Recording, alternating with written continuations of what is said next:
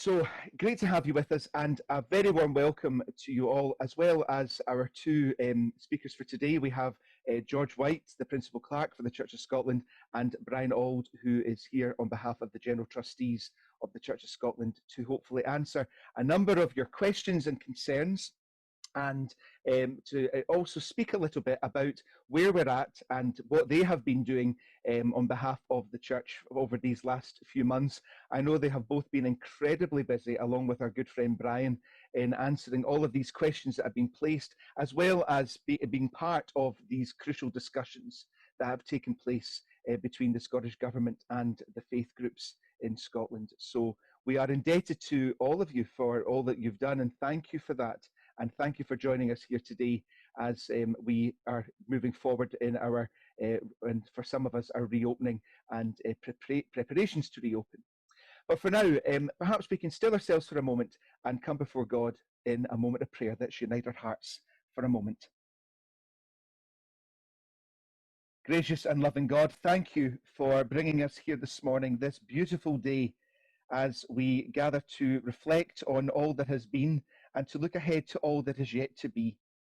We ask that you're with us in our discussions today. Be with both George and Brian as they bring us up to speed with what is going on in the Church of Scotland, and indeed across faith groups in Scotland, as they are discerning the way ahead as we start to ease our way out of lockdown and enter into different phases as they unfold. Be with us in our discussions, maybe afford to one another humility and grace that you call us to share with one another. And be with us not only today, but in the days ahead, as we make sense of all that has been given to us and start to undertake it in our own contexts. Be with us today, we pray, in the name of Jesus Christ, our Saviour and our Lord. Amen. At this time, I'm delighted to hand over to George Whyte, who's going to introduce things today and bring us up to speed with where we are at, and bring us up to speed with where things are going. George, thank you very much again for being with us, and allow me to hand over to you. Thank you, Jonathan. Good morning, everyone.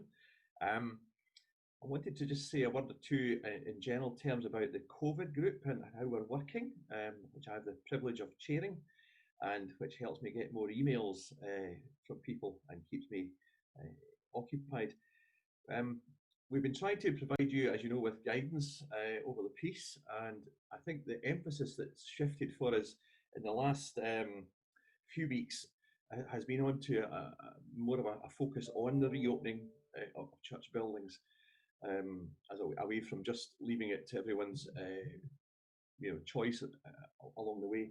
I think for this reason, you might have expected that phase 4 would have started at the beginning of August, and it's a much more open sweep of things. But as you'll be well aware, that phase 4 is not starting, certainly not this month, and perhaps later next month, depending how things go. And so we felt it was important to turn towards reopening, which for most places will happen at some stage, and encourage people at least to do the risk assessment and the checklist, and look around their buildings and see what it would involve. These questions will need to be addressed. You'll see what it means, and you can make plans accordingly. I think the other side to that is that I'm aware from talking to Presbytery clerks that around Scotland there are churches which will never reopen after the pandemic, and there are pastoral legal issues which will need to be addressed, and the very fact of looking at the checklist, the risk assessment, and the other checks that need to go with it will probably underline for some people the fact that the end of the road has come for this building and this particular entity, and we need to work together in supporting people in that situation. As Jonathan and Brian would be telling you, that I have usually 2 meetings a week with civil servants in the Scottish Government. One on a Wednesday, which is around is an interfaith group, and we usually meet maybe 6-7 civil servants where we're working on the issues around reopening places of worship. I have also a weekly meeting with the head of Connected Communities on a Thursday, and occasionally we're asked to meet ministers to hear about policy and how that's being formed. I think it's important for us always to remember that we are part of a bigger picture.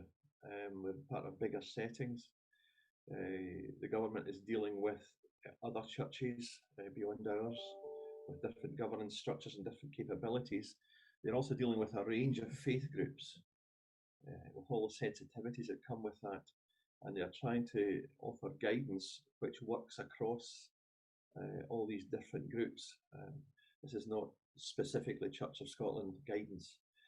We're also caught up in other sectors, work,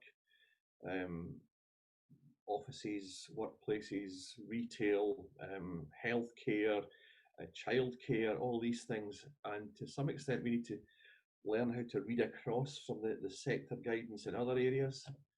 And I would say in our defence that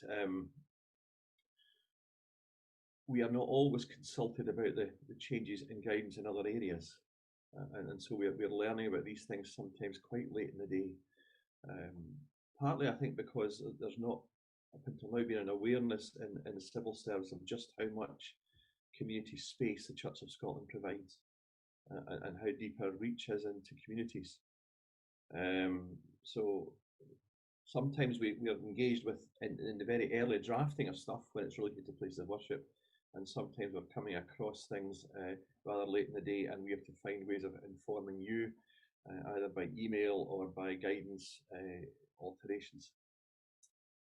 The other thing I suppose I generally say is it's constantly changing. What looks like permanent documents need to constantly be revised as the government learns lessons. We're all learning lessons, obviously, in working through this as things happen. The Aberdeen thing alone is an interesting development.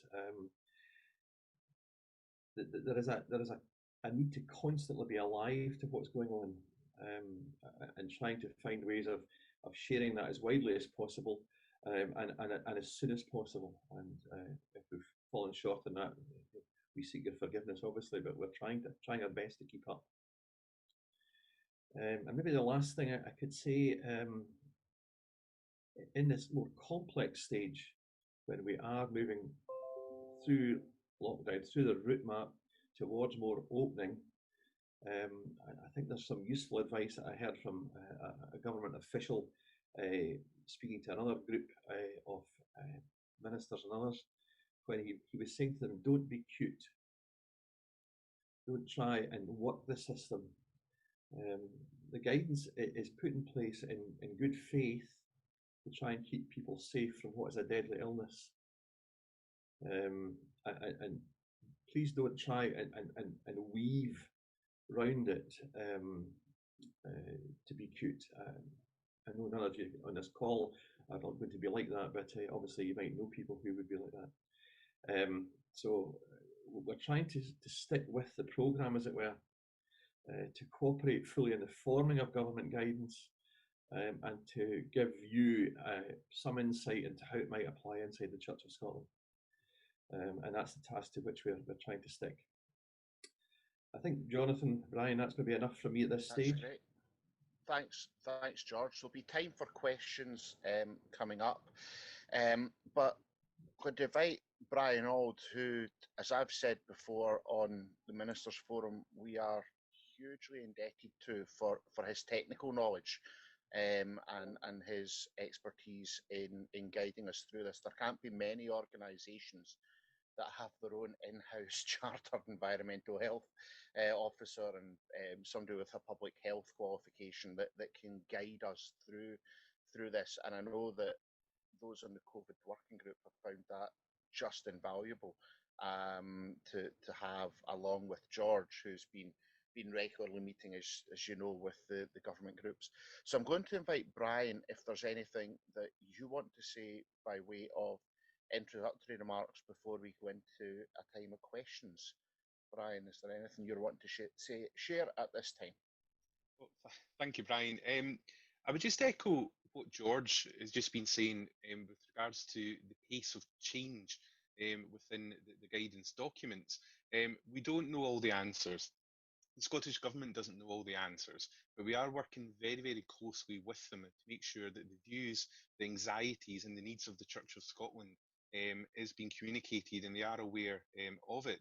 Um, in terms of the buildings themselves, there's been very little change through the different volumes of the guidance, and we will be publishing an update to the guidance very soon. But some of the changes that you may have recognised, particularly with food safety, in one version we were talking about cafes reopening, teas and coffees after worship, and then in the next version there was no teas and coffees after worship. So that's just an example of how things are progressing.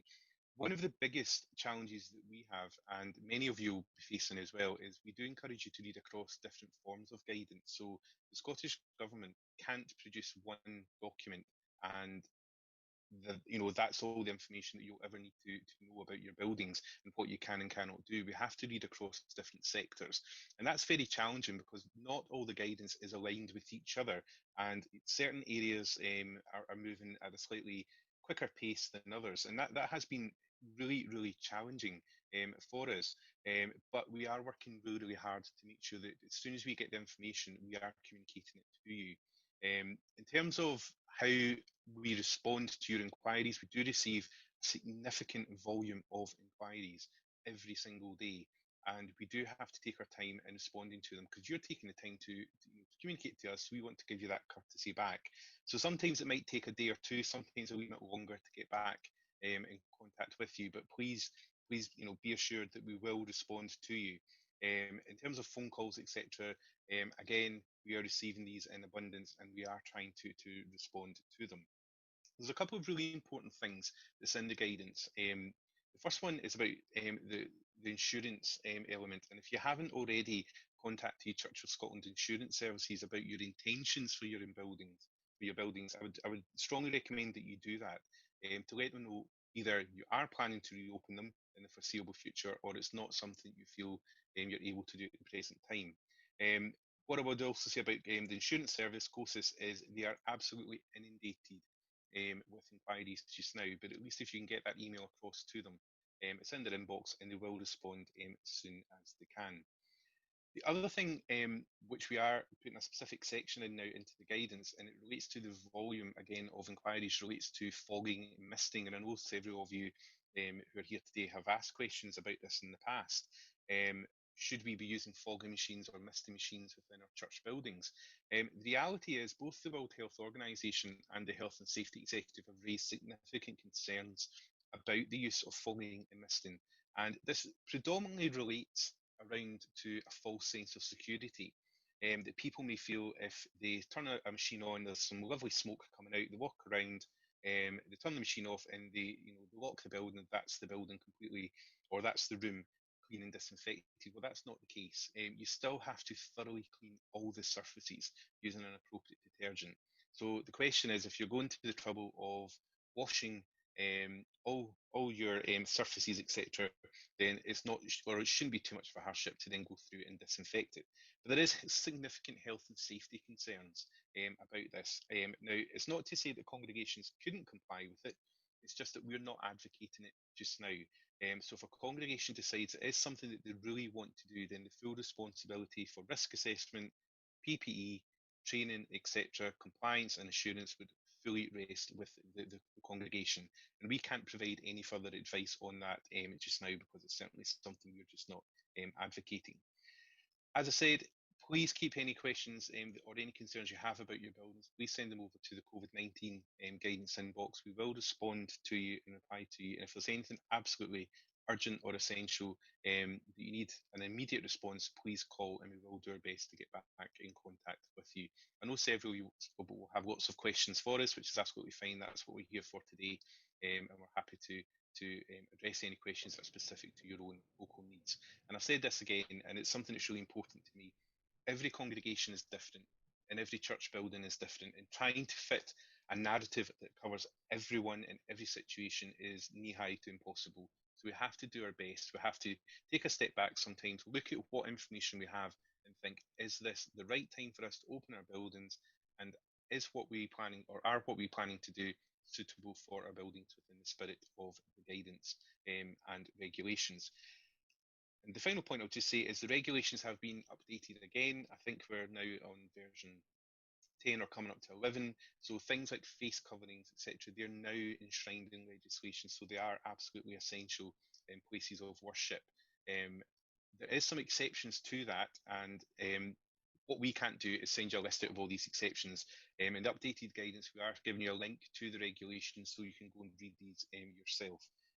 But for the large, or by the large, you should now be wearing face coverings when you're in a place of worship. So I think that's all I really want to say just about where we are with the guidance just now. And as George and I have said, we're more than happy enough to spend some time answering questions. That's great, Brian. Thank you. Just on one thing that has maybe changed. I know Brian was off last week. The Presbytery Clerks had a meeting with of the Clerks Forum at which Barry from insurance company was there. The insurance company now aren't responding to congregational emails to let them know they have got cover. What they are asking is for congregations to let presbyteries know, and presbyteries to send that information in a batch, for the simple fact that it's easier for them to deal with 40 than it is 1,200. So most presbyteries have now completed that process. And if you have told your presbytery as a session that you are not open, that you want extra cover, and you'll abide by the management clause, then cover is in place for you. And that exercise will start again for the 23rd of September one as well. So it's just, causes are absolutely inundated. I think they underestimated somewhat the scale of that task. But if you haven't already done so, let your presbytery know. We have got some questions coming in, Brian. I'm going to ask Julie Rennick to unmute herself, and she's going to come up first. One on face coverings in churches and things. Julie, are you there? Yes, I am. Perfect. Yeah. And very ministerial looking also. Well done. I'm halfway through recording for Sunday, so that's why. Okay, so I feel like I need to apologise for wearing my colours. Yeah, the question is regarding, there was a question on Ministers' Forum earlier this morning about an organist being up on the balcony, and my question is related, but it's to do with the sound desk. Our sound desk is up on the balcony. We will, and so the question is, while the person is operating the sound desk, both of our operators wear glasses and they have this issue of looking down at the sound desk and steaming up. Can they remove their masks? Is there a way around that to enable them to work it efficiently and still be safe? So that's the question. Well, there's actually not really a simple answer to that, because we have to refer back to the regulations and not the guidance for who and who cannot wear a face mask. You know, there's nothing in the regulations that would say that you can't wear a face mask in order to operate a sound desk. I think it comes down to reasonable and practical adjustments in what you can and cannot do. Now, what the First Minister has basically said is a face covering must be worn in a place of worship. And that's something that we need to strive with. What I will do is I'll go and have another look at the regulations, and I'll send some confirmation over to Brian. The list is quite extensive within the regulations. Now, there could be something that's not so specific to fit this circumstance, this situation. I'm sure there's not, but there might be something else that we could work out in relation to that.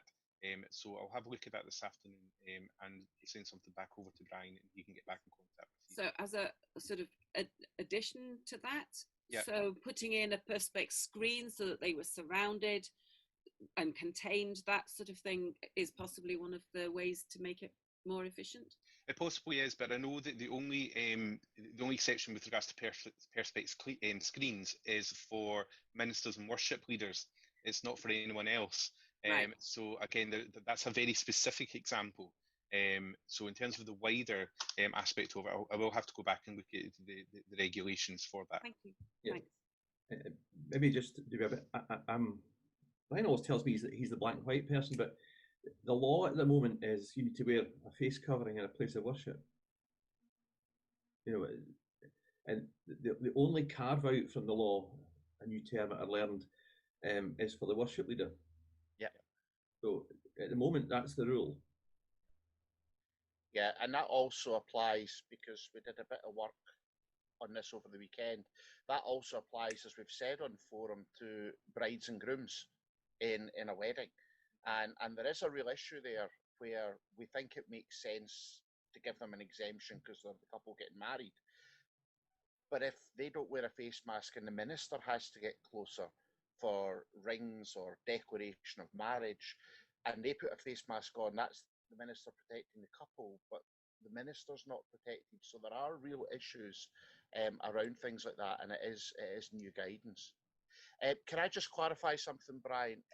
Douglas Robertson's asking about what version of guidance we should be reading, because you mentioned versions 10 or 11, but that's government versions. Our own guidance is version 4, and it's written on the front of that document. Our guidance, the Church of Scotland guidance that's on the website, will only ever be the current version. All other versions are taken down. So you should have confidence in that. Is that right, Brian, for the government one? That's absolutely right. What I was referring to is the regulations. The regulations get updated fairly regularly, and they call them amendment regulations. So we had number 9 out a couple of weeks ago, and we're now up to number 10. I've just had a look at that just now, and number 11 is due out next week.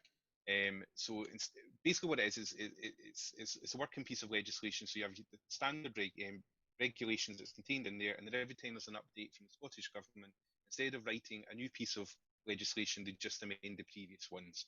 It just gives another demonstration of the types of information we have to look at quite regularly. It's not just one piece of information, we're looking at many, many different things. Okay, before we leave face masks and go on to something else, does a visor work as a screen for AV operators? But the guidance on that has changed, that visor on its own is not currently acceptable. Is that right? Yeah. That's right. That's in the regulations. Yeah. Okay. So yes, it's not considered a face covering. That's fine. And also, there's an interesting one there, George. Bride and grooms from Fiona. I have a wedding in a hotel, and the hotel are not requiring folks to wear masks. Now, if you're going in to lead a service in a hotel and the hotel are telling folk they don't need to wear masks, but you're leading that service of worship and you know the guidance is that they should wear masks, what do we do, George, from a principal clerky type position? Well, I think you tell the hotel that you won't do the service unless they're wearing masks. You can't be party to that kind of thing. It's the whole spirit of what's being put out there, and the limit in numbers in weddings is also, of course, applies in hotels, whether it's still the 20 people. They need to wear masks in that kind of gathering. That's why these things have been allowed in that scale. Otherwise, meetings are limited, as you know, indoors to 8 people in 3 households. So I'd be saying to the hotel, you need to say to the guests that they wear masks. Okay. And then the final one on masks, well, no, there's another 2 just come in, but apart from all the advice on glasses, fairy liquid, toothpaste and whatnot, I can see a whole series of ministerial YouTube videos coming on about how to stop your glasses fogging. An interesting one there from Ian Benzie, who struggles wearing a mask and panics. Can he gain exemption from mask use through GP? And if he did, what would that mean for pastoral visits? You know, we are encouraging people, if they go into homes, they should wear a mask, and the other folk should wear a mask as well. But if you as a minister find you struggle to do that and you maybe have an exemption, is there a moral issue there about going into somebody's house and not wearing it, even if we are exempt? And George, from, again, Principal Clerk perspective, what should we maybe do about that? I don't know if Brian is wanting to answer anything kind of technical on that front about exemptions. I know he maybe has something to say about how you gain exemptions if you have a health condition. Yeah, I mean, there's nothing in the regulations to say that you have to seek medical confirmation that you need exemption because of a physical or a mental health condition. I think that comes down to the point, if you're ever questioned on it by an enforcement officer, it would be up to you to demonstrate that you do have that incapacity to use it. But it's clearly in the regulations to say that it's someone who feels, for whether it's a physical reason or a mental reason, cannot wear a face covering, they are exempt from the regulations. In terms of the pastoral aspect of it, George, I think you're, Yeah. if you don't mind. No. I mean, the reason that people are encouraged to wear face masks is that it helps stop the spread of the virus. Yeah. And when we don't wear a mask, that obviously that is incrementally increased. I don't think we know scientifically by how much, but obviously the advice to wear face masks is around trying to protect people. You can, of course, meet people in a house, in a meeting, 3 households, 8 people in a house. You're meant to socially distance. And the other bit I think I would underline below that in the route map is that you're only meant to meet up to 4 households per day, whether indoors or outdoors.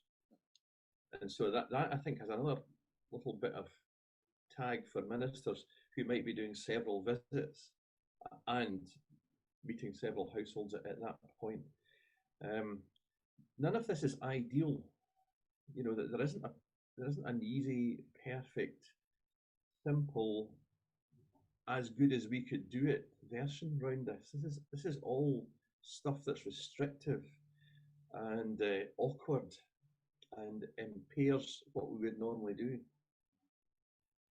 And Terry's made an interesting point as well, I think, which is important, that a lot of people are kind of practicing wearing masks for shorter times and finding one that they can do. I know our secondary school has a large additional support needs base with 100 pupils, from pupils with severe and complex issues and non-communicative, wheelchair bound, through to autistic young people in mainstream education.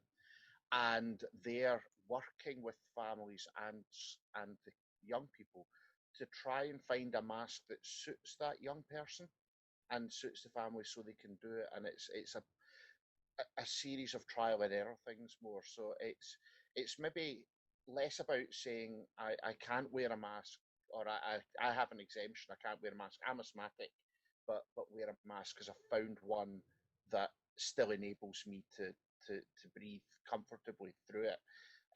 So I think there is an interesting point there, and thanks to Terry for that one as well. What about if someone is in the church on their own, or just a couple of people, like when we reopen church offices, Brian? At the moment, an administrator really shouldn't be in the church unless it's for a short time and a job that they can't do at home, photocopying something or whatever. But if that's the case, should they also be wearing a mask? Well, I think we've got to remember that the change to the regulations mostly aligns to when you're in church for worship purposes and similar activities. We've got to draw this line between employees of the church who carry out additional functions which are not necessarily worship based. So, for example, a church administrator who's carrying out administrative duties. What we've got to remember is that there's nothing in the wider guidance to talk about face coverings for office workers. But I think we have to be quite pragmatic about this. If you have a group of people in your building who are working, then yep, I think we should be looking at having face coverings for them. But then also, if you have a very large sanctuary and you have one person in the church office doing photocopying, the risk is relatively reduced.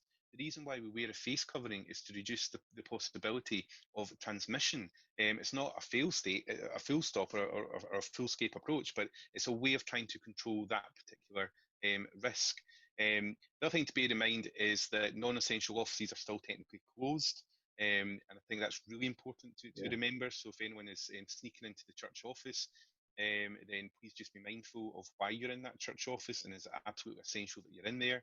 We certainly don't want people doing a full day's work in a church office, unless there's a specific reason for that. Yes, and I know people will be picky about that, but remember, this is us being caught in another sector's area of restriction.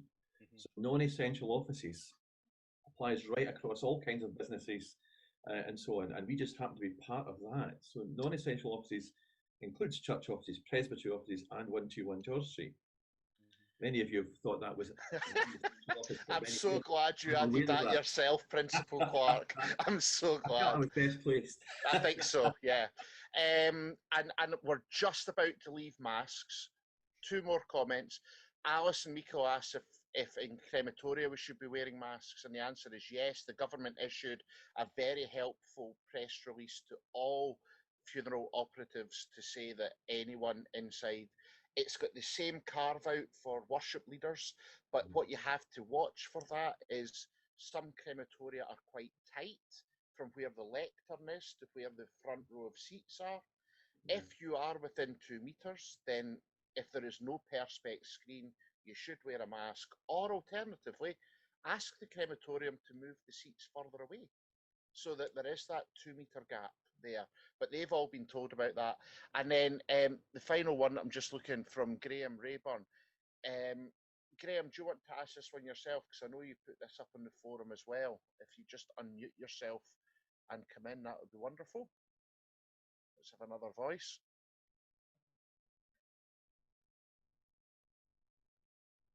Are you there? Okay, maybe Graham's disappeared for a bit, but I'll ask it anyway. And that is, if the minister is not wearing a mask while leading worship and is 2 meters away from the congregation at least, is a perspex screen still required? No. So George, no. No, there's a list of mitigations which you can take, and one of them is the 2 meter distance. Yeah, and the other is. You don't need to do both. Yeah. And remember, you're meant to wear a mask when you're entering and leaving. Okay. And there's a question from Tom Gordon, but I'm going to come on to that in a minute because I'll ask John Cook's one first. John asks about a pre-booking service system for services. Can we also use that information for the test and protect? So, for example, if we know that, Brian Kerr is coming, can we keep that information for test and protect, or is there a GDPR reason that we couldn't do that? Because that would save a bit of time and queuing at the door. George, legally? I think if the person submits their details, makes a booking, and you've got some kind of printout or noted list of those who've booked with their name and contact point, and you still have to make sure that they're there. It doesn't preclude them being checked in. All you're doing is saving the person on the door writing the thing down.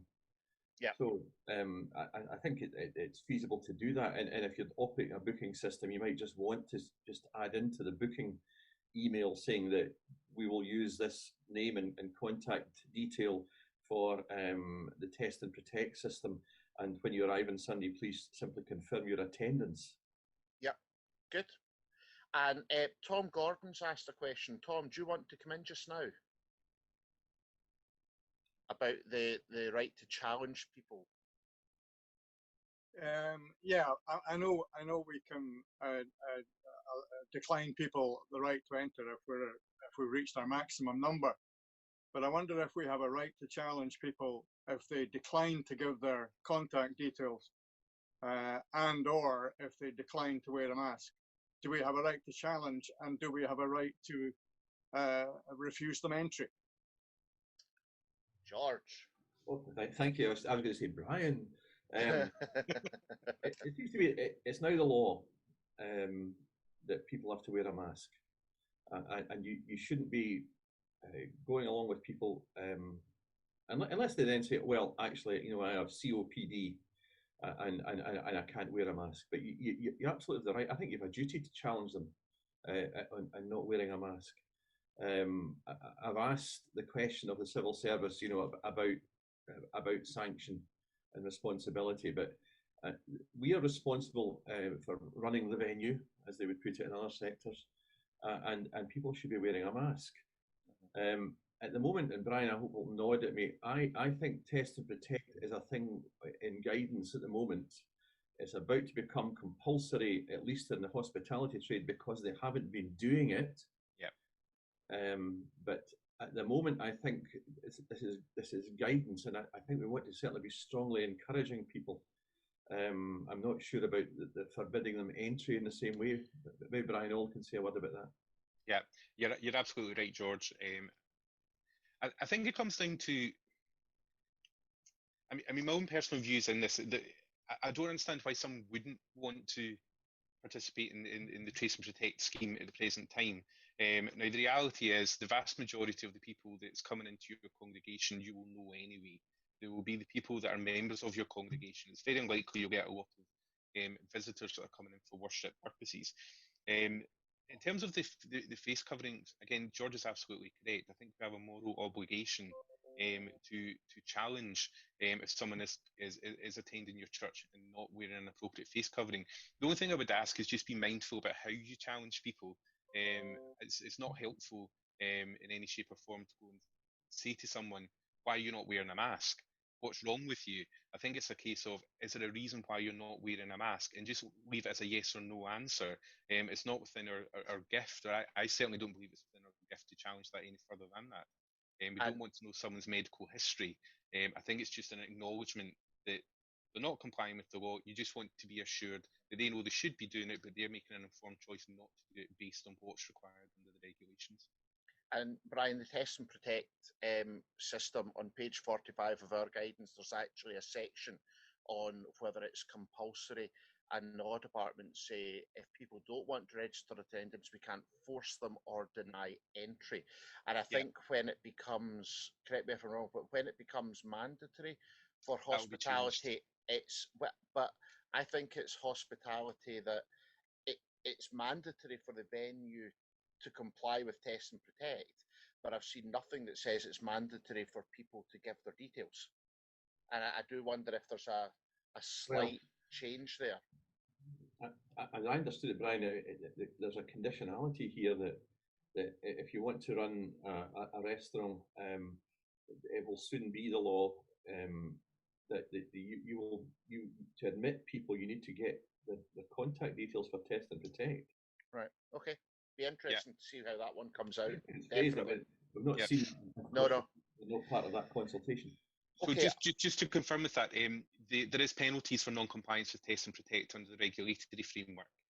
So, and it's not just only the business owner that is fined; it's actually the person who is actually in the establishment and has failed to give the details as well. Okay. Yeah. Excellent. That will be interesting. Right. Another one that we had earlier, and I think it was Stephen that asked this one. If a minister conducts a funeral that's got more than 4 families there, which reasonably could, that's okay because there's an exemption for leading worship and things. But what does that mean for the rest of the day? Does that mean the minister can't go and then visit somebody else that day? Or do they carry that exemption through? Brian? Well, my own view is that the regulations are very specific, that 20 people for funerals and weddings, etc. That is because, like it or not, that is through a work process. That you're allowed to do that under the regulations.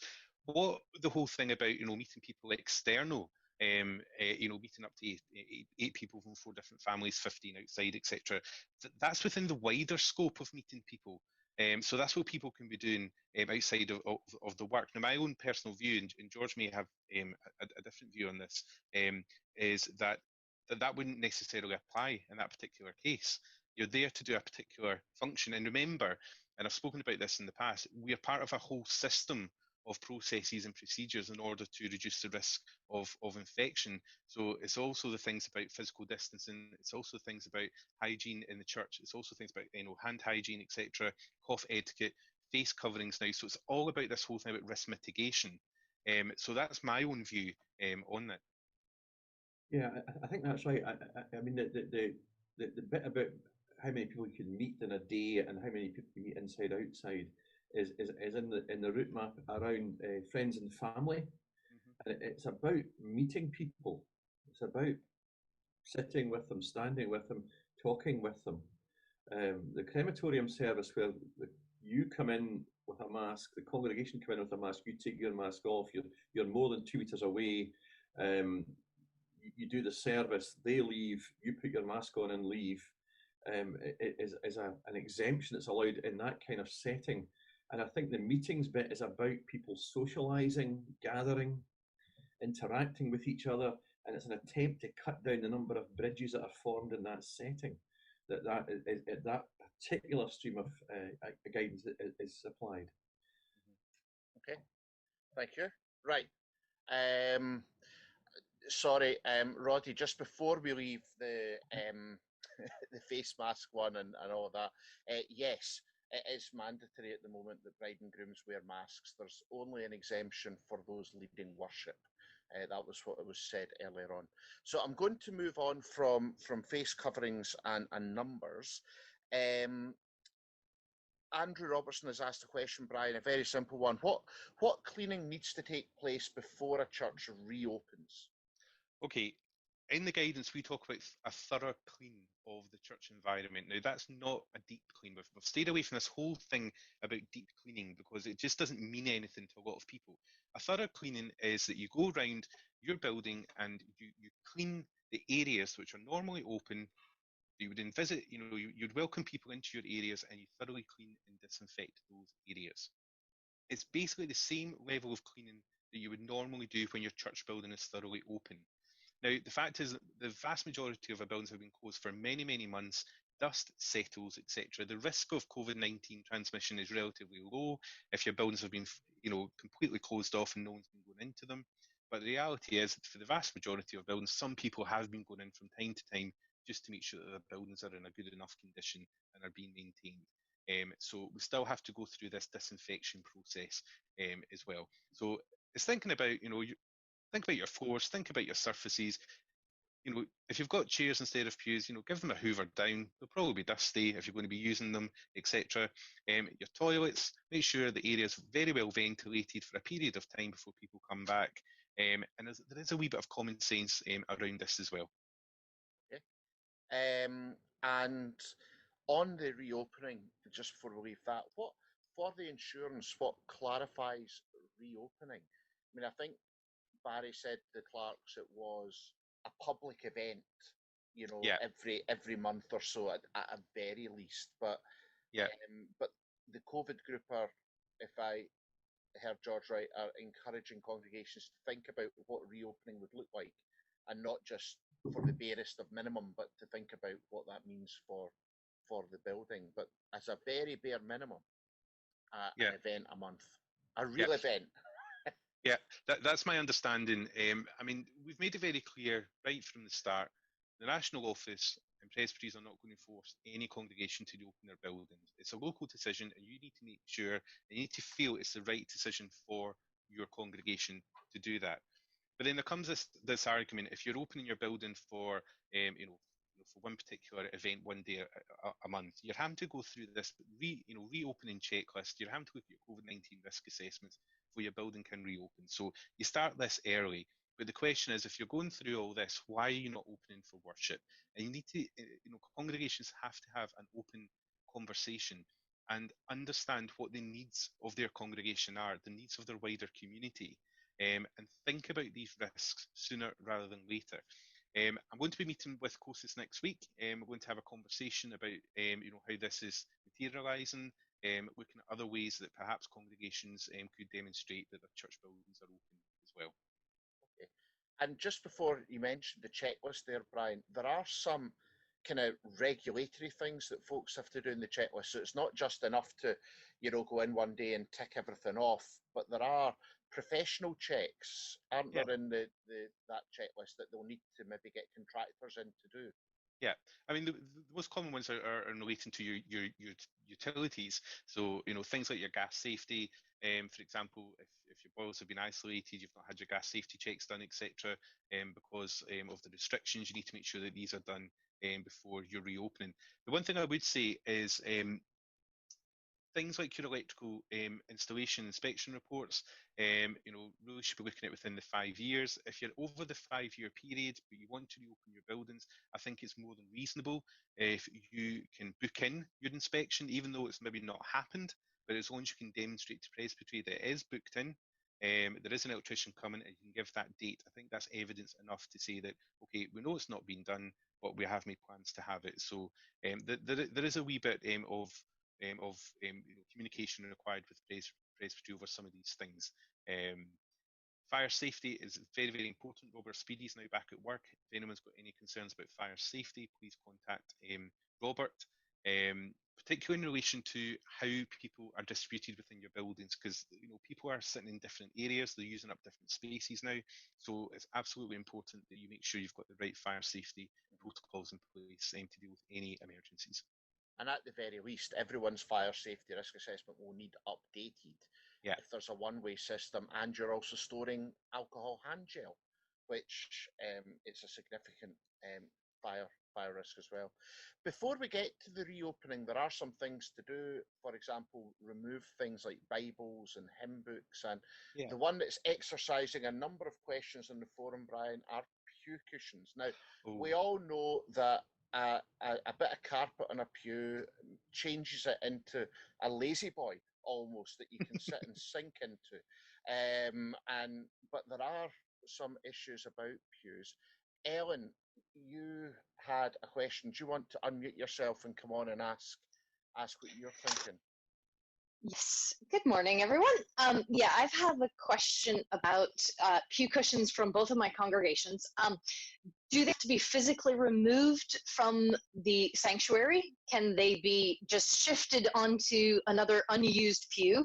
Do they have to be moved into the balcony completely out of the building or just shoved into a bin? Hopefully not a bin. Okay, ideally, what you really want to do is remove your pew cushions from the sanctuary. In an ideal world, now the reality is a lot of churches don't have the storage space for pew cushions, and they don't have a place they can move them to. And some of these pew cushions are actually quite heavy, they're very long, and they're very burdensome to move. We have to think about what the risk factors are here and why we are specific about pew cushions. There is still evidence that COVID-19 can accumulate on soft furnishings, and soft furnishings are traditionally a lot more difficult to clean than hard surfaces. If you cannot remove your pew cushions, what I would recommend that you do, well, all your pew cushions from the sanctuary, is you certainly remove the pew cushions from the pews that people will be sitting at. You try and make it less attractive as possible, or least attractive as possible, for people to sneak a pew cushion over so they can sit on it. And if they are staying in the sanctuary, you are going to have to implement some form of regular, but not routine, just regular cleaning of the pew cushions. So not after every time someone's been in the sanctuary, but perhaps maybe every couple of weeks to a month. You certainly want to give them a good hoover with your vacuum. And what that will do is that will just dislodge anything that's there. Again, what we have to do, and I keep talking about this because it's really, really important, it's a system approach to risk reduction. So you've got your physical distancing, you've got your hand hygiene, cleaning, disinfection. All of these things together reduce the risk of infection. And the pew cushions is a really important part of it. But if you had nothing else in place and you just had your pew cushions, then the risk would be hugely increased. So that's why ideally you want to remove them from the sanctuary. If not, you certainly want to put them out of action so people aren't using them. Thanks, Brian. And is there a difference between a pew cushion that's not sat on in a pew that's there or whatever that you need to routinely or regularly hoover, and a fabric chair that somebody is sitting on? Because a lot of our churches now have chairs that have fabric coverings. Yeah. What's the advice on the cleaning of them? How often would they need, for example, steamed or something like that? Yeah. Is that after every use? No, not at all. So again, this comes down to risk reduction. So there is evidence that, as I said, COVID-19 virus particles can survive for significant periods of times in fabrics, and it's about that risk reduction. Fabric chairs, the recommendation is that you don't have to steam clean them unless there's evidence that they have been visibly contaminated by, and the phrase they use is bodily fluids. That's coughs and sneezes, all those sorts of things. But what I would be saying is the wood around them, the wooden handles, etc. If you've got handles, these should be wiped down with a detergent and disinfectant after every use. But the fabric themselves, I think if they are regularly, so every couple of weeks, vacuumed down, and then perhaps every month, maybe 2 to 3 months, you could use a steam cleaner just as an extra safeguard there. But if they are visibly contaminated, then obviously what you want to be doing is cleaning these chairs thoroughly, and the best way to do that is by steam cleaning. Okay, and just before we move on from this, Terry says, does she remember some kind of rumour earlier on that vacuuming fabric furniture would just make all the particles airborne? No, there is proper guidance from various authorities talking about how to clean fabrics, and they're advocating hoovers, vacuuming. I shouldn't say hoover, that's a trademark, but you know what I mean. Vacuuming. Exactly. Is a way of cleaning fabric. Now, the reality is modern day vacuum cleaners, a lot of them do have HEPA filters in them as well, so that does help with any virus particles. They do go down to 5 microns in size, so they're pretty decent. Thank you. And obviously, we all know what 5 microns of dust particle look like. So thanks, Brian, for that. John Murning has an interesting one on the pew cushions. John, do you want to come in at this, because you've had an interesting varnish pew moving of your pew cushion situation? Yeah, Brian, thanks. We tried to remove our pew cushions. I discovered when we lifted them that the varnish underneath was very tacky. We tried to find ways to clean it. Didn't seem to make any difference. We obviously need to revarnish the pews at some point, but we've already had considerable expense in other things. So we had planned to open in September. Do we carry on by just keeping the pew cushions where they are for everyone's safety, and just make sure we hoover, or do we really have to remove those pew cushions and revarnish? Yeah, my advice to you would be you would have to remove the pew cushions and revarnish. I would ask that perhaps an alternative area is used for worship. If you had access to a church hall, for example, if the work couldn't be done before September. My main concern is if we do allow pew cushions to be used, then that's going to open up the floodgates. There is a genuine risk there, and I think we do have to be consistent with this. Okay, thanks for that. It means we'll go back to what we'd originally thought to have it in the hall in the first place. So, yeah, sorry about that. Thank you. That reduces our numbers too, but never mind. And we can all come round to Paisley with a tin of varnish, John. Yeah. Well, okay. A varnish party. A week tomorrow. Well, I'm on holiday. Good. Okay. Thank you. Marjorie McPherson had a question about the gap in time between services, and I would imagine this is coming from a congregation asking this at Presbytery. But Marjorie, are you able to come in and ask your question just now? Oh. Yes, thanks. Yes, it's really just if some congregations are looking to have more than one service, and we have a congregation that's having more than one service in the day. So it was just a question of what should be the time in between, one service finishes. Obviously you need time to clean, and I think, they would be using another part of the building. So you need time to clean, but there's just that sense of, if things are airborne, is a recommended gap in between before you start the next service. I do know of another congregation that's not one of ours that's having 4 services in a day, which seems quite a lot, and they've got cleaning teams in between all of those. Yeah, I mean, 4 services a day is a lot. I mean, when people talked about additional services, I think I was always thinking of maybe 1 or 2, but 1 additional service, certainly not another 3. There's no guidance whatsoever talking about timings, etc. What they talk about is enough time to thoroughly clean and disinfect the surfaces that people have been in contact with. So it is a case of allowing enough time and making sure you have enough resources, both in terms of how many people are there to help clean, but also in terms of any chemicals, etc., to do that. 4 services does seem an awful lot for one Mercifully, that's church. not what. Mercifully, it's not one of ours. But I'm conscious. Okay. I'm conscious that it's going on, Yeah. and it did Yeah. raise alarm bells for me. Yeah, and one of the things I'm perhaps a bit more concerned about is when people know they have to do a particular thing, in order to move forward. I think people will, by the end of the second service going into the third, people's perhaps motivation and commitment, I mean, we're all human, let's be honest, may start to wane slightly. And then by the time you get to the end of the third service, you're on to the fourth. Is it the same standard of cleaning and disinfection that you had right at the beginning? So that's a genuine concern that I would have. I certainly would not have a problem with any congregation having an additional service on a Sunday. Moving on to a third service, I think we might be pushing the luck a wee bit, but certainly 4 services. My own personal opinion is that should not be taking place. Thanks, Brian. That's helpful. Thank you. And Brian, obviously we've got the issue as well that the in terms of the physical distancing regulations, we now have a duty to make sure that the people from the first service don't gather and mix with the people from the second service. It's not just a cleaning issue, it's about a movement of people. And I think somebody had asked if it was a kind of half-hour thing. If there was half an hour between services, would that be enough? And I think that's quite tight to get everyone out, everyone in, cleaned up and things. I do. I mean, if I'm perfectly honest with you, I've always had 2 hours in my head.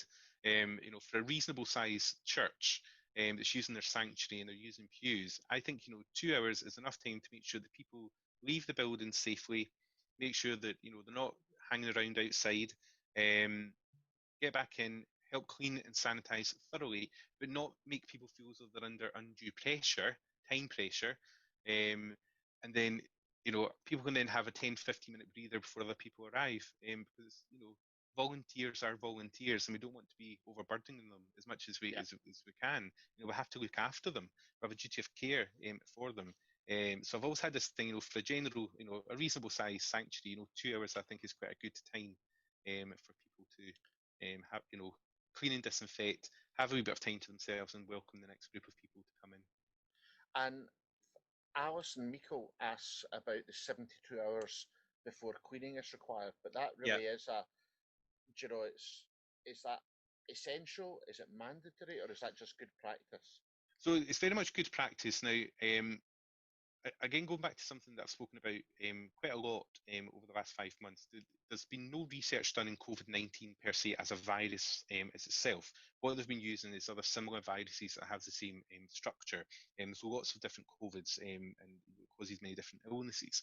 The 72 hours rule is about reducing the risk or reducing the viral load. It's not about eliminating the viral load.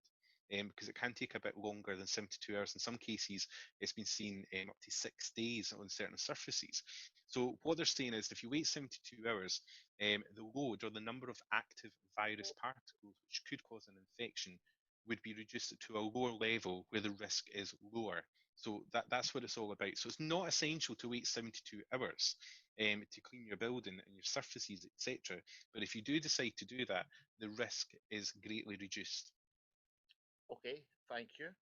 And just on the couple of comments there about crematoria not having a luxury of a lot of time in between things, but as Mike Goss says, they have professional staff coming in now to do the cleaning in between, and actually they are using sometimes a fogging machine or things like that, but they have properly trained people in doing that. So it's slightly different in there. Okay, I'm going to move on away from worship into kind of hall-lets and things like that. And right at the very beginning, Susan Cord had a question about hall-lets. Susan, are you able to come in just now? Yes, I am, Brian. Hello. Thank you. Just a question about if, once you've got all the things agreed to open your buildings, what activities can we have? In our case, we've got a couple of adult art groups who used the building regularly before this and are asking, when can we get back? So when would that be possible?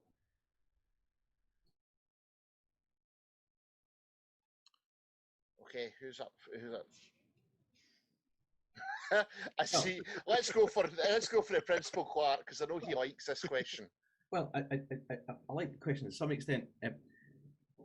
It's not as simple as saying once we've got all things in place, we can open the buildings and go back to our hall lets. It depends what the hall let is, and there are various bits of sector-specific things which have different rules. So regulated childcare is different from the Zumba class. There are certain things which cannot happen at the moment, and they're basically the kind of gym type, exercise type, singing, playing woodwind, brass instruments type thing that you can't have because they're covered by other rules. We believe that community centres are allowed to reopen simply to allow Alcoholics Anonymous and so on to come in, but there is as yet no government guidance available to us about numbers. So there's another set of complexities into it, and I'm sorry, I'm not trying to duck the question in this one, but it is fairly complicated, and it depends on what kind of let you've got. The other group that's hounding us at the moment are Slimming World and Weight Watchers and these kind of people. Brian and I, who have been devotees of these for many years and very good customers. Which Brian do you mean, George? I think that could be you have one less friend now. I'll say it was me. I'll leave it to other people. The whole debate about what kind of group are they, and and all we can do in those ones is ask specific questions of the civil service to see where they're putting them, which sector do they think they sit under. So you need to think about what you need to think is stop thinking first the building, think first what are we trying to do? What kind of group is this? Is there a sector specific thing within this that makes it, that gives it certain exemptions, for instance, like childcare, maybe AA in time, I don't know. Or is it one of these categories of things which we used to do but which are currently forbidden? So there's fitness classes or whatever. So think first of the activity and see where you can read across the guidance that goes with that. Is that fair, Brian Auld? It's absolutely fine. And another thing I'd say to Brian Auld before he speaks any further is he needs to move his microphone back up. People are complaining they can't hear you.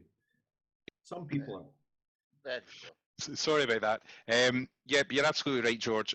What's quite interesting is the Scottish Government guidance has given an indication of what types of groups cannot restart at the present time. So that's things like exercise groups, dance groups, things that involves the use of musical instruments, that involves breath, no performance groups, etc. And what I find quite interesting is the number of people who came or sent me messages over saying, okay, I've read the guidance, but can I have a samba group that does drumming? And you think, well, having been a drummer in a previous life, people are doing samba drumming, they move around quite a lot, they breathe quite heavily, and they're banging into each other. So you kind of think, well, that's probably not the best thing to do at this present time. So we have to think outside this guidance as well. So really anything that involves exertion, anything that involves breath, etc., these cannot take place at the present time. Things like art groups, if you think about the numbers restrictions, up to 8 people indoor, sitting around physically distanced, doing some still life drawings or painting, the risk is relatively low in these cases. But again, you have to think about the wider use of your buildings and whether you think these things are appropriate. Okay. But also, Brian, I mean, once you think about the art group, they are still covered by the group size thing. Absolutely, that's what I just said. Yeah, 8. It's 8 people from 3 households. 3 households, yeah. So it's not straightforward, and no. Once there's no guidance and it's a group which doesn't fall foul of the other rules, these meetings numbers still apply.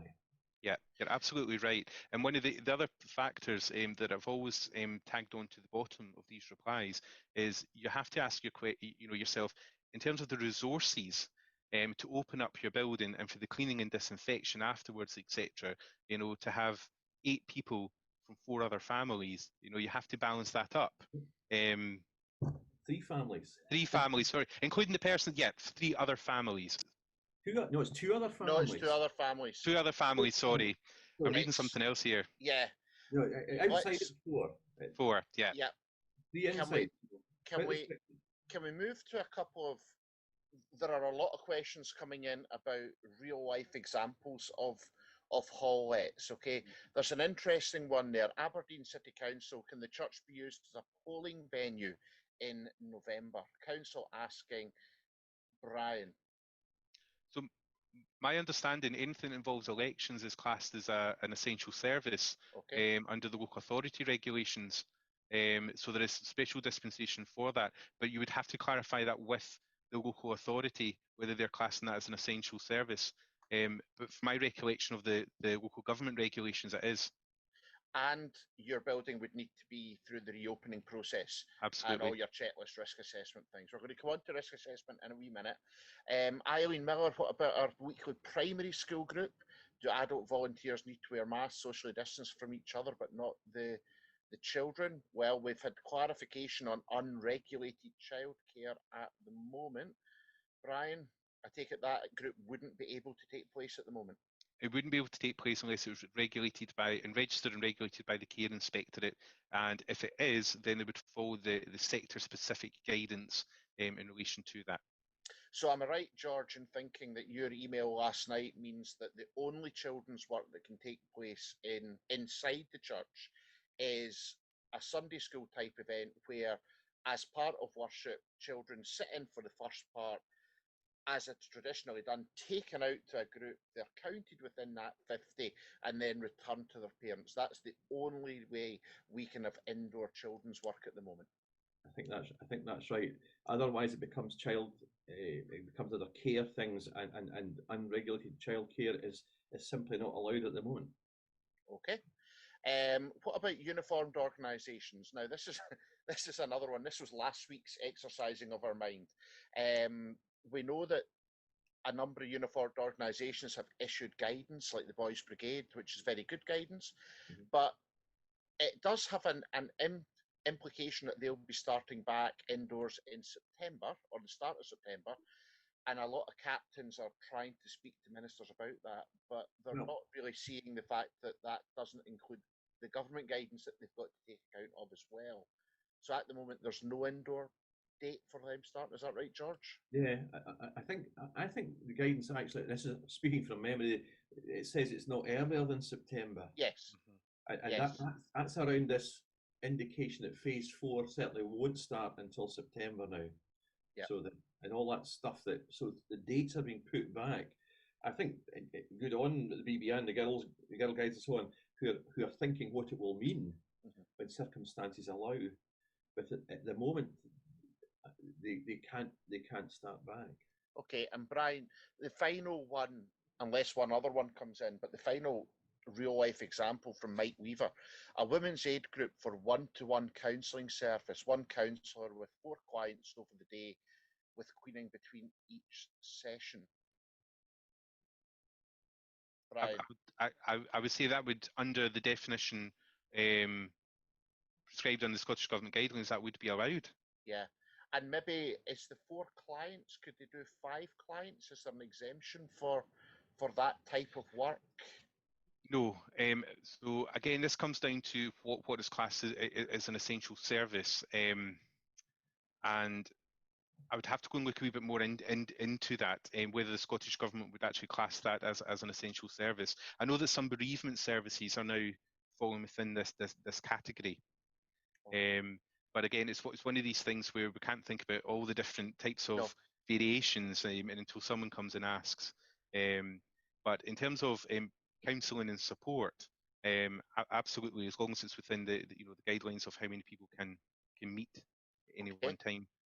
That's really helpful.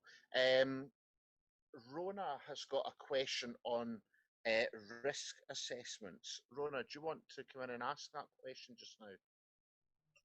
Sure, yeah. So when you've got a risk assessment, I know it's to be a live document, so does it come to the session every time?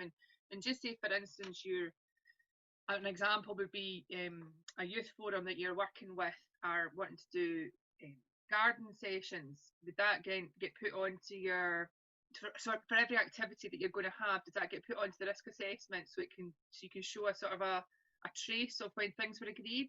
Yeah, absolutely. It's a live document, so it would start off as a relatively small document because when we go back to individual prayer when we first opened churches, then into group prayer, worship, etc., we'll be building upon that. I mean, the risks are generally the same.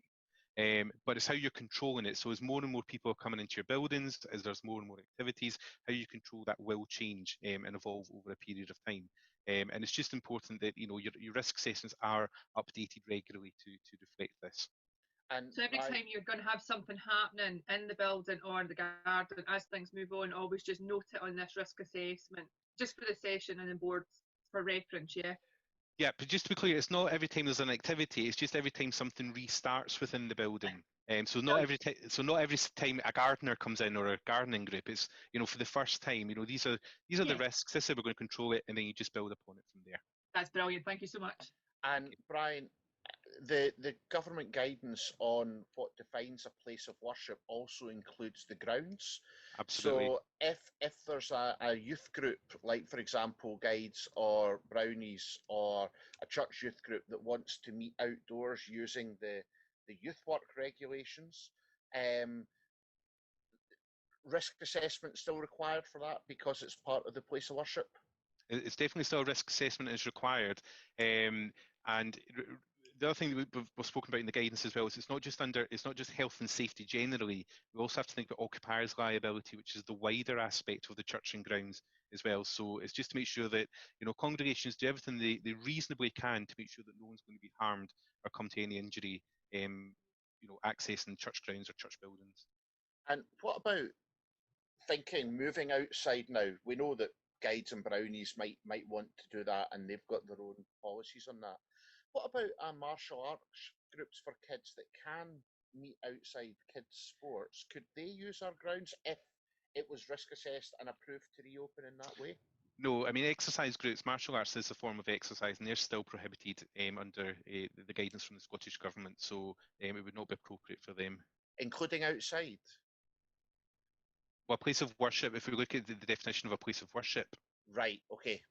So in terms of, although they can meet in a park, they couldn't meet in our premises because of the exclusions that we have. Yeah.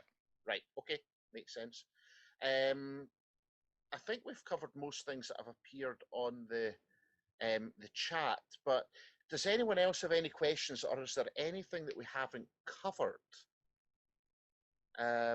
One thing I just wanted to mention is that hall lets, when they do restart, you should all remember to make sure that your hall let agreement is up to date, and the Law Department have a very helpful sample one which has COVID clauses in it, which talks about liability and not getting sued if somebody catches it, that type of thing. So make sure hall let forms are up to date as well. But is there anything else? No, nothing coming up, no hands going up that I can see. Oh, hang on.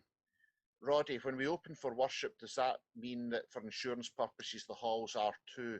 If it's an integrated building, the insurance company have said yes. If it's a separate detached building, then no, was what the insurance company told Presbytery clerks. Oh, there's a good one from Alison McBriar. Alison, you want to come in?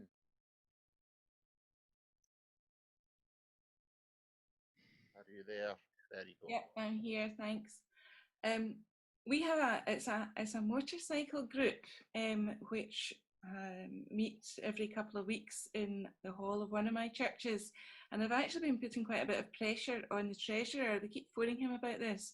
They say they could meet in our grounds, but they would like to have access to the building to use the toilet. So far we've said no, and we've explained to them as well the limits on households meeting, which seemed to be a surprise to them. My feeling is, in terms of resources, it's a bit too much for us to cope with. And we have no plans at the moment to reopen the sanctuary in that church until the physical distancing is down to 1 metre. But they are putting quite a bit of pressure on the treasurer. So it was just for an answer to that one. I think we're being reasonable to say no, not at the moment. Yeah. Brian, yeah. Yeah, no, I would certainly agree with that. George, is there anything? Yeah, no, I fully agree. I can't believe they can function anyway when you consider the numbers, the numbers and households rules. Yeah. They won't fit unless they're a very exclusive motorcycle group. And thinking of numbers and things, Mary Stobos asked about Cafe Church.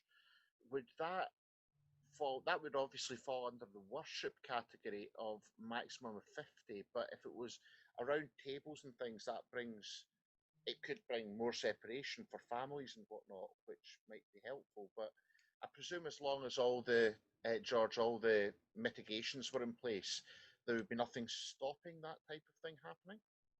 Well, yeah, we're allowed 50 for worship, and they're not specific, obviously, because it's a generic thing around all sorts of stuff.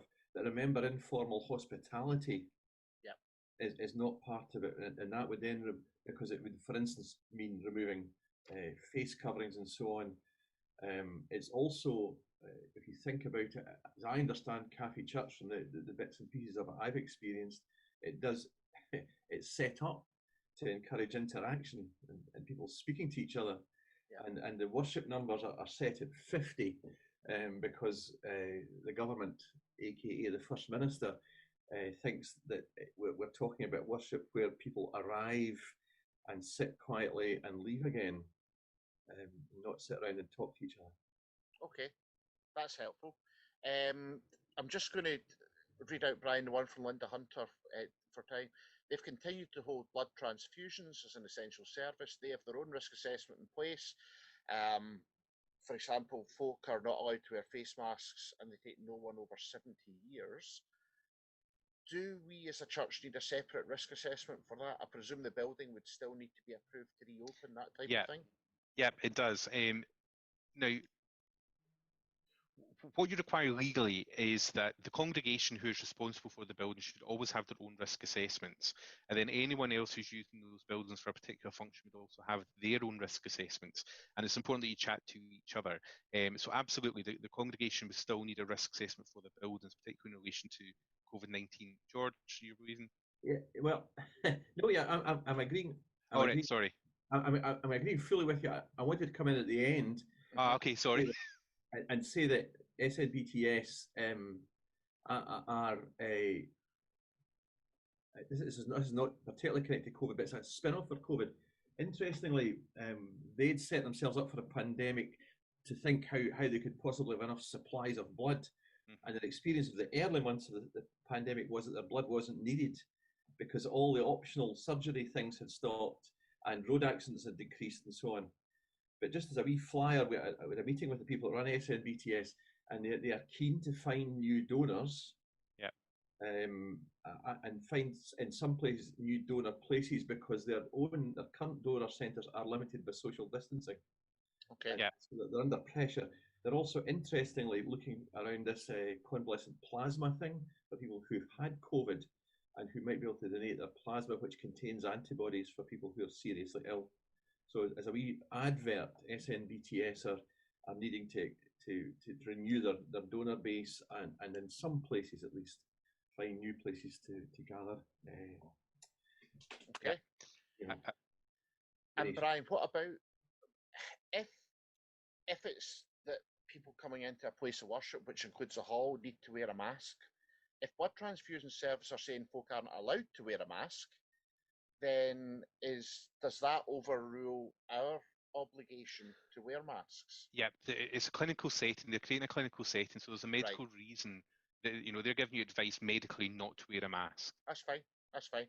And George Lynns follows on from that. are blood bank staff responsible for the test and protect stuff and the 2 metre distance ruling? And I suppose that would be for any group using our premises, like regulated childcare, etc.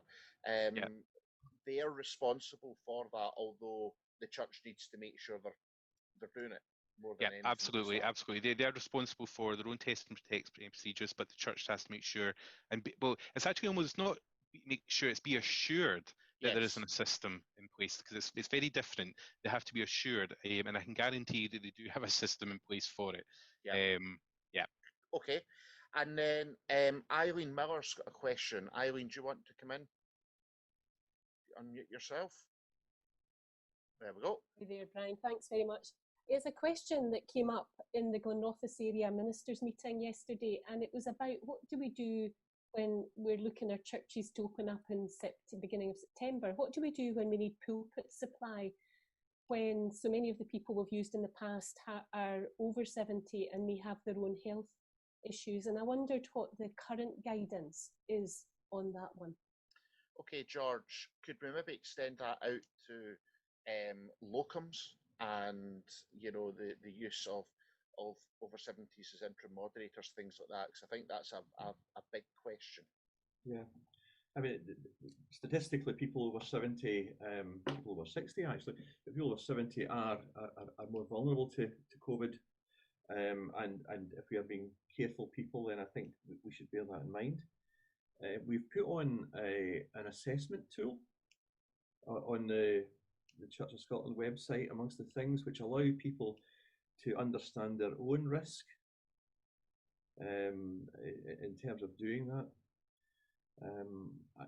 Brian might want to comment. Locums are actually employed by Kirk Sessions, and I do think there needs to be some thought given to employing people in general pastoral duties when they are in their 70s. And if you look at the assessment tool, which is on the website, there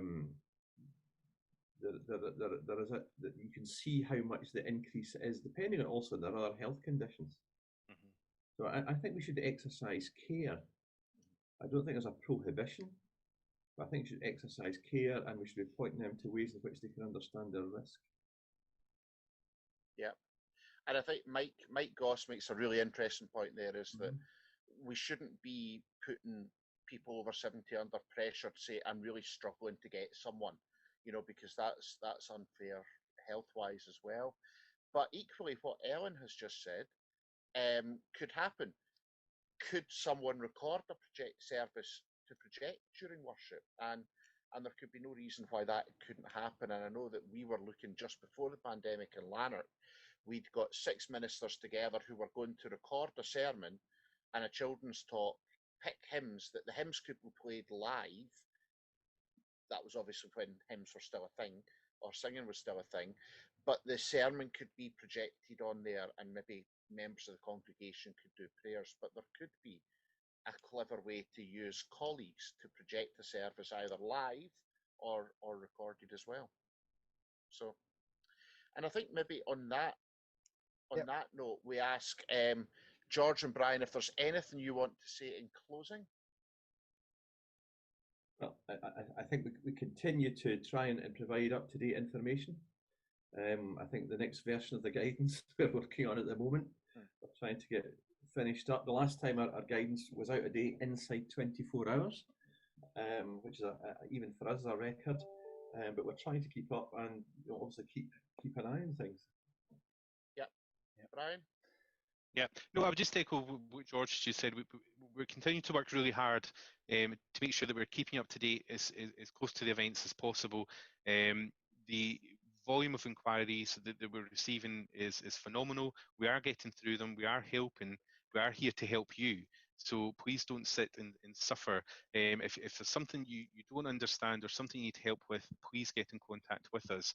We're more than happy enough to help. And Brian, I can guarantee that ministers are more than happy to ask questions about all this. If only you saw the ministers' forum at times. Well, yes.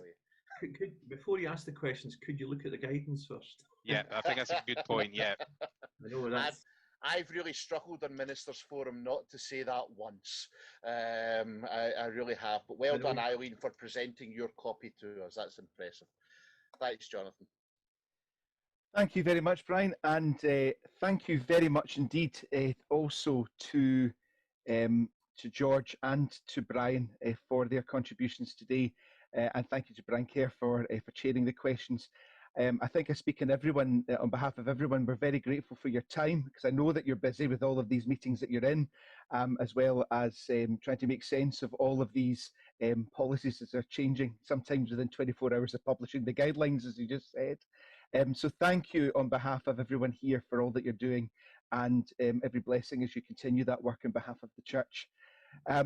Also, thank you to everyone for your questions. It's good that we've been able to have an opportunity to hopefully alleviate concerns or to answer some questions that have been niggling away in the background, and I hope that they're able to appease those who are perhaps harassing treasurers or phoning people constantly going, when are they opening our building? I hope that I hope that you feel that you've got the tools behind you and the know-how to answer those questions now with the questions you've asked. So for now, let us go into this day, and may you go in restored and refreshed and prepared for all that lies ahead. And perhaps we could all unmute, and in the cacophony that is Zoom, perhaps join in saying the grace to one another. The grace of our Lord Jesus Christ, the love of God, and the fellowship of the Holy Spirit be with us all forevermore. Amen. Amen.